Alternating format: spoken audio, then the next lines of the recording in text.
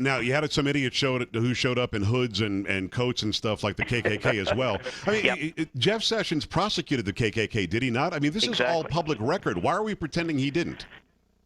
Well, and it's because the left-wing chatter sphere is fact-free. And so you're right. Yeah, we had a whole series of protesters who stood up and tried to interrupt the hearings, and they chanted KKK.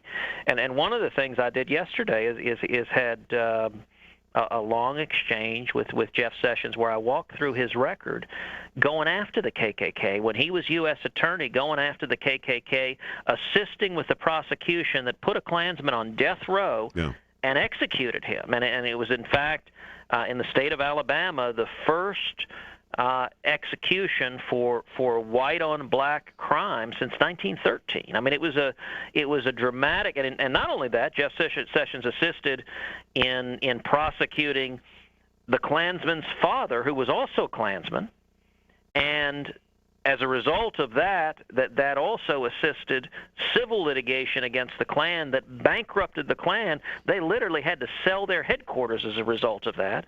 And so I spent some time walking through those facts and the quotes from the prosecutors, the witnesses involved in that, many of whom are African American.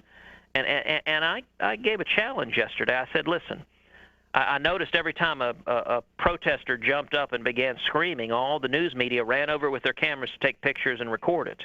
Right. And I'm sure all of those will appear on the news. I want to challenge the news media. If you're going to show that, then you also need to describe how Jeff Sessions, as a prosecutor, helped put a Klansman on death row and execute him for a horrible racial crime. And you know what? Not a single one of the news networks did that on the 6 o'clock news. They covered the protesters, but the other side of the facts makes it nowhere near the news. Senator Ted Cruz, Republican, the great state of Texas, also the runner-up for the nomination for Republican for President of the United States, and it was a great run.